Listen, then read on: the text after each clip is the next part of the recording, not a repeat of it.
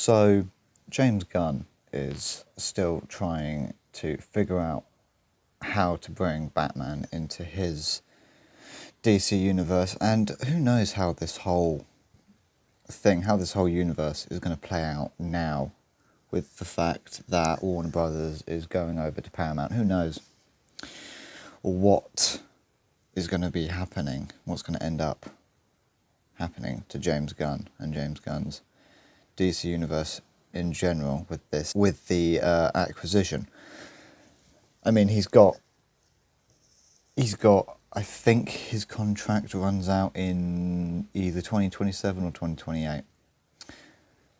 So there's still some time left. Still quite a bit of time left for James Gunn with his contract, but who knows how that whole thing's going to play out. So, no Batman in Clayface. Gunn's DCU Dark Knight off the table. A new rumour claims the upcoming Clayface movie will not feature Batman at all, which lines up with what's currently happening behind the scenes with DC Studios. The info comes from insider T.H. Whipped on X, who posted that the current cut of the film contains no appearance from The Dark Knight. The current cut of Clayface has no Batman cameo of any kind. If accurate, the report may surprise fans. Clayface is one of Batman's most recognisable villains, so a project centred on the character without the Caped Crusader immediately raises questions. However, it's really not that surprising if you have been following the state of Gunn's DCU and WBD. Yeah, who knows? Who knows what's going to end up happening to James Gunn and James Gunn's DC universe with the fate of Warner Brothers, with Warner Brothers now going over to Paramount, which obviously completely changes everything for Hollywood in general and DC. There's going to be a lot of changes coming our way in regards to DC and the DC universe. Why Batman is off the table. The absence of Batman comes down to Gunn not being allowed to use the character. Matt Reeves is currently developing The Batman Part 2 with Robert Pattinson returning as the Dark Knight. That film will continue the separate continuity. James Gunn has also said previously that he won't introduce a DCU Batman while Reeves is actively working on his vision. Okay. Now, I didn't know that. I did not know that was public knowledge, that had been publicly stated and put out there as fact. Yeah, obviously, that's the best way to do it. That is the best way to do it. Matt Reeves clearly wants to do a trilogy. We've got the Batman Part 2 coming out next year, I believe. It's either super late this year or it is next year. I believe it is next year. And that's clearly going to end as a trilogy, and I think Matt Reeves should be allowed to do his trilogy in the same way that Christopher Nolan was able to. Like, you know, imagine if when The Dark Knight came out, another Batman movie with a separate actor as Batman, directed and written by separate people, came out in the same year as The Dark Knight. That's what it would be like. So I'm glad that they are actually doing that, because that hadn't been clear to us initially. Because of that, a live-action DCU Batman is essentially off limits for now, but that is not the only reason. So it should be. Two Batmans at the same time would be really confusing, completely ridiculous anyway, having two Batmans at the exact same time simultaneously. And it would just end up messing everything up. It would end up messing up Matt Reeves' trilogy, and it would end up messing up the DC universe as well. Gunn's current DC Studios contract reportedly runs through 2027, which also complicates long-term plans for the character. So I think it's 2028 2028 is when James Gunn's contract expires. Warner Brothers reportedly concerned about Batman plans. There are also indications that Warner Brothers Discovery is being cautious with how Batman is used moving forward, which is DC's biggest IP.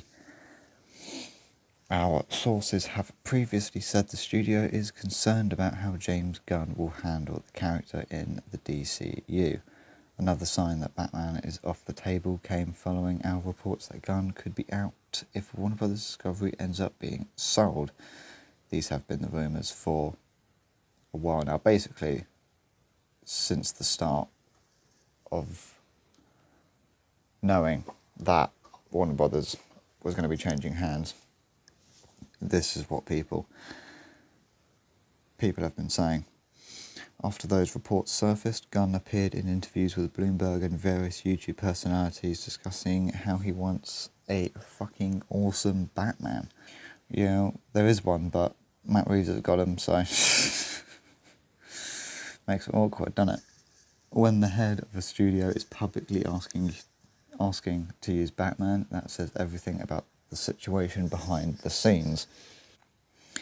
DCU focus shifts to Superman. Another factor is the current direction of the DCU.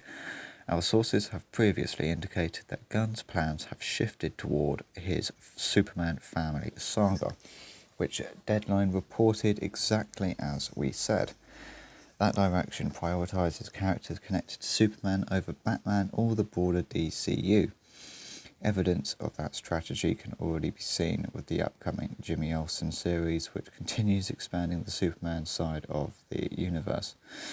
I don't know how much potential a Jimmy Olsen TV show has. How much can you do with Jimmy Olsen? You know, he's a cool character. When he's, you know, off to the side, nothing wrong with him as a side character, as a secondary character. You know, when he's off to the side, yeah, sure, you can use him. You can use him when, you know, Superman's the main guy. I don't know how that show's going to turn out, to be honest. I don't know how much potential Jimmy Olsen has on his own.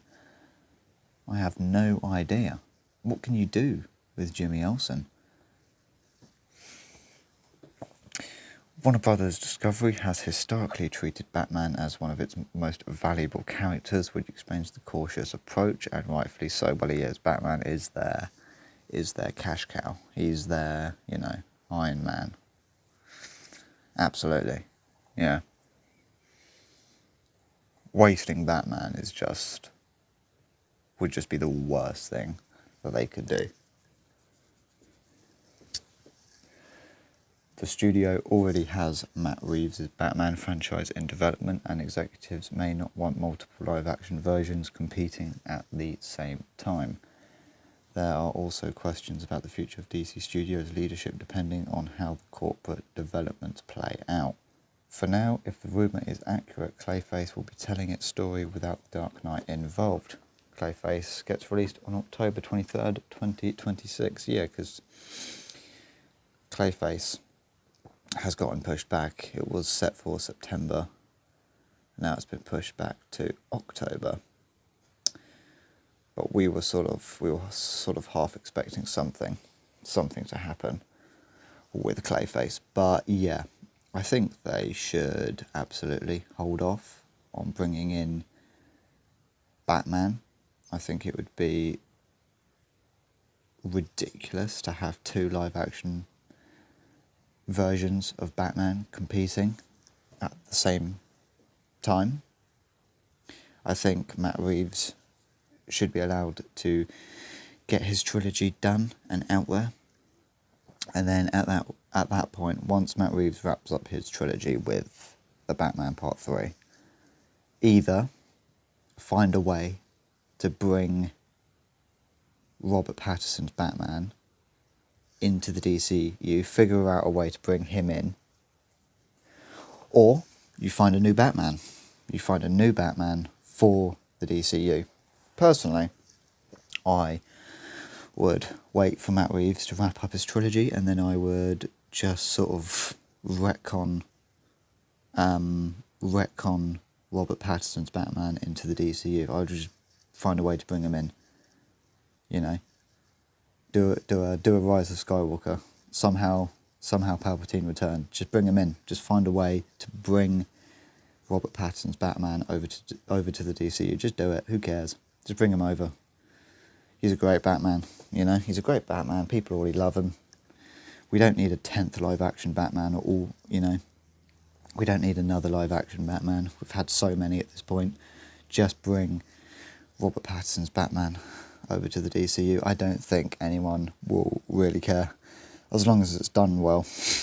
As long as it's done well, I don't see how anyone is going to really care, to be honest. So yeah, that's all I wanted to cover for today. So see you later.